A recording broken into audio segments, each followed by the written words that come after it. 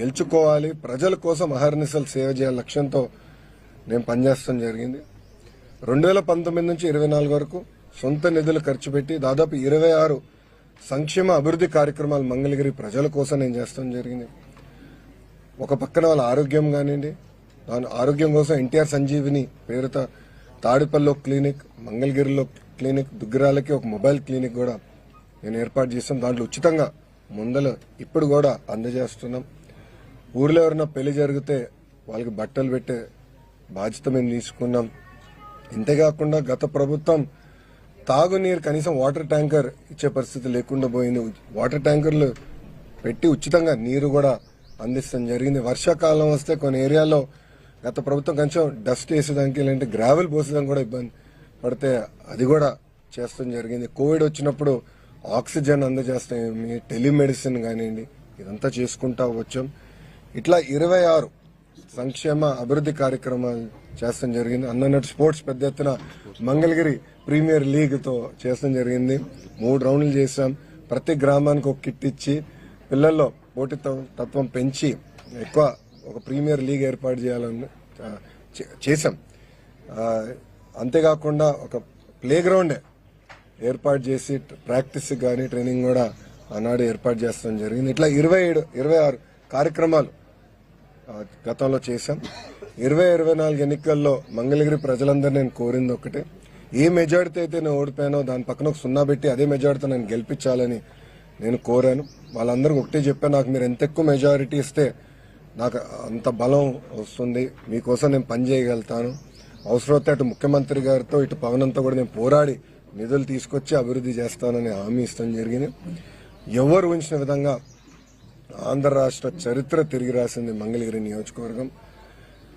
మొన్న ఎన్నికల్లో ఆంధ్ర రాష్ట్ర చరిత్రలోనే ఎప్పుడు రాని విధంగా 3 నియోజకవర్గాల మెజారిటీలు వచ్చినాయి. మొదటిది గాజువాక నియోజకవర్గం, రెండోది భీమిలి నియోజకవర్గం, మూడోది మంగళగిరి నియోజకవర్గం. సో 91,000 పైచిలక మెజారిటీతో ప్రజలు నన్ను ఆశీర్వదించి దీవించి నన్ను గెలిపించారు.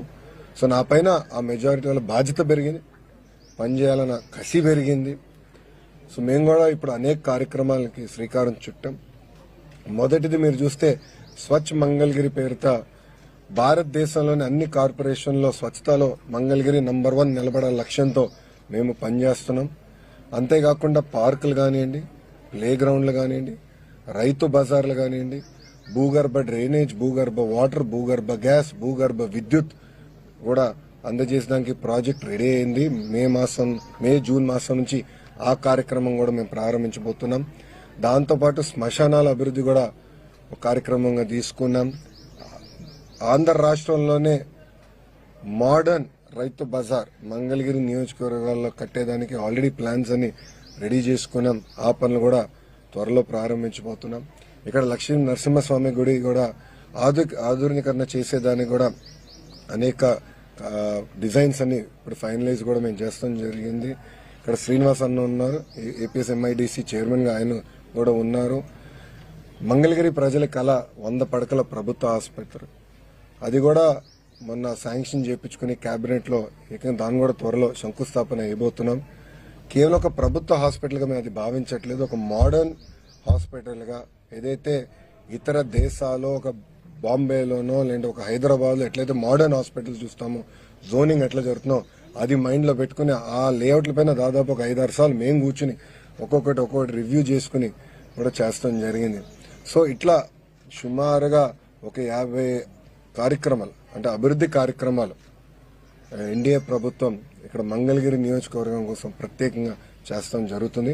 ఇది కేవలం ప్రభుత్వ నిధులపైనే కాదు, ఒక సిఎస్ఆర్ నిధులు అవచ్చు, లేదంటే లోకల్గా ఉన్న దాతలతో కావచ్చు, వాళ్ళందరితో చర్చించి మాట్లాడిన తర్వాతనే మేము నిర్ణయం తీసుకుంటున్నాం. మంగళగిరి అంటే చేనేత, చేనేత అంటే మంగళగిరి. కానీ ఒక వాస్తవం మనం అందరం ఆడుకోవాలి, ఏంటంటే మగ్గాలు తగ్గిపోయినాయి, దానికి చెక్ పెట్టాలి. మగ్గాలు పెంచాలంటే ట్రైనింగ్ కావాలి, డిజైనింగ్ జరగాలి, లేటెస్ట్ టెక్నాలజీకి వెళ్ళాలి అనే లక్ష్యంతో మన చేనేత సోదరులకి ఇక్కడ ఒక common facility centre, designing, printing, intricate work చేసేదాన్ని కూడా దాన్ని కూడా వాళ్ళ భూమి అవసరం ఉంటే అది ఎండోమెంట్ భూమి అవుతే వాళ్ళని రిక్వెస్ట్ చేసి లీజుకి తీసుకుని కేంద్ర ప్రభుత్వ సహకారంతో అది ఏర్పాటు చేస్తున్నాం.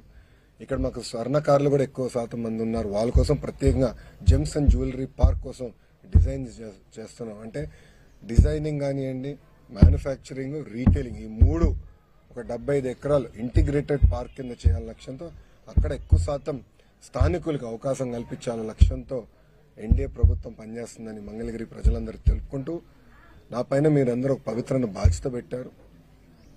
ఆ బాధ్యతతో నేను పనిచేస్తున్నాను.